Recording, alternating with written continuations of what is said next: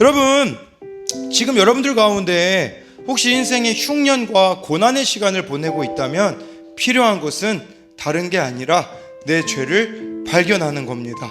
내가 하나님 앞에 얼마나 처절한 죄인인지를 깨닫는 것이 여기 나와 있는 말씀처럼 남겨진 것이 있는, 또 이것이 회복되어지는 길이라는 사실이에요. 제가 이번 한 주 동안 얼마나 많이 이렇게 회개를 했는지 몰라요. 저는 왜 우리 교회 청소년부 아이들, 왜 우리 교회 청년들이 이렇게 변화되어지지 않지, 나는 최선을 다하고 있는데 말이야 라고 생각을 했거든요. 그래서 제가 좀 부끄럽게도 이번 연도까지만 하고 떠나려고 했어요.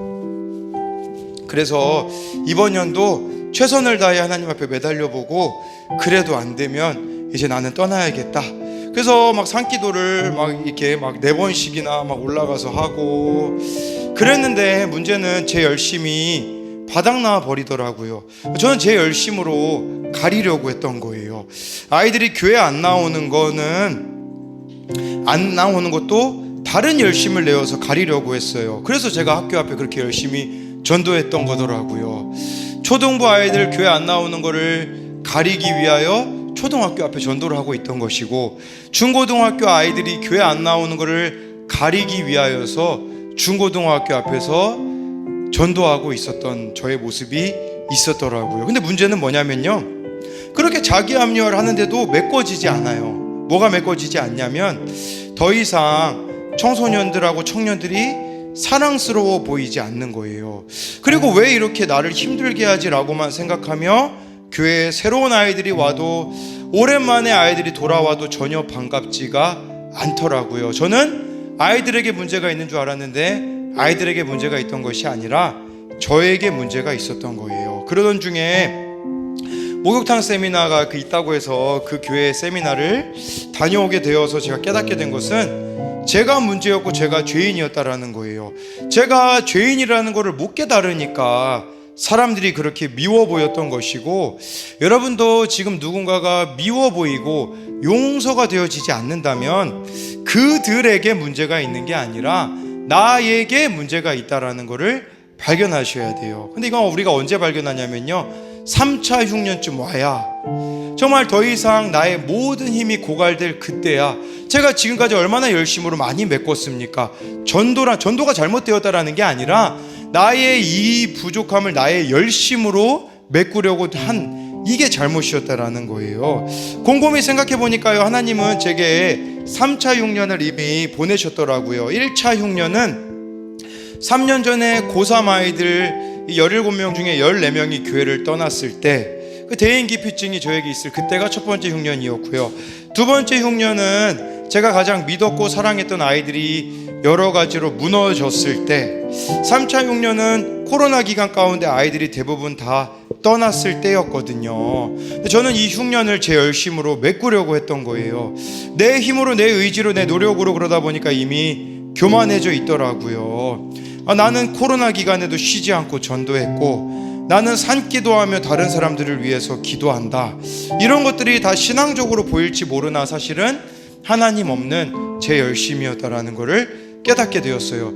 저희 청년 중에 한 명이 그런 이야기를 한 적이 있거든요. 목사님, 우리 교회 청소년부 망했다면서요. 그 얘기를 들었을 때 저는 인정하기 싫었거든요. 근데 맞았어요. 그걸 이제야 깨달았어요. 저는 제가 열심히 하고 있기 때문에 망한 게 아니라고 생각했는데, 하나님이 그 청년을 통해 저에게 주시는 경고였거든요. 이대로 가면 진짜 망한다는 경고였었는데 그걸 제가 깨닫지 못하고 있었던 것이죠. 깨닫게 되어지니까요, 오히려 그 청년이 감사하더라고요. 그래서 제가 그 청년에게 이렇게 이야기했어요. 그 청년이 누구였냐면 신혁진이었거든요. 이제 이렇게 혁진이한테 이번 주에 연락을 했어요. 이게 죄가 깨달아지니까, 혁진아, 목사님이 너를 더 사랑하지 못한 거 미안해서 연락해. 목사님이 지금까지 내 열심으로 해왔기 때문에 정작 사랑해야 할 아이들이 보이지 않더라고. 너희 집에 갔을 때 내가 청소년부 망했다면서요 라고 말했을 때 그 말이 정말 맞는 말이었는데 나는 그것을 인정하기가 싫었어. 그러면서 나는 이렇게 열심인데 왜 망해 하면서 자기 합리화를 했거든. 근데 목사님이 보니까 망한 거 맞더라고. 더 이상 죄를 짓고 다니는 아이들을 꼴보기 싫어하고 새로운 아이들이 와도 기대가 없는 내 모습이 잘못된 열심으로 똘똘 뭉쳐 있더라고. 그러다 보니 이번 연도만 있다가 이 교회를 떠나고 싶었는데 내가 문제였어. 목사님이 진짜 하나님의 열심으로 살았다면 너를 사랑해야 했는데 그렇지 못함을 회개한다. 목사님을 깨닫게 해줘서 고마워 라고 이렇게 연락을 했고요. 우리 장동규에게도 연락을 했어요. 동규가 죄의 문제가 해결이 안 돼서 제가 교회를 나가라고 했었거든요. 그리고 동규를 제가 사실 너무 미워했었거든요.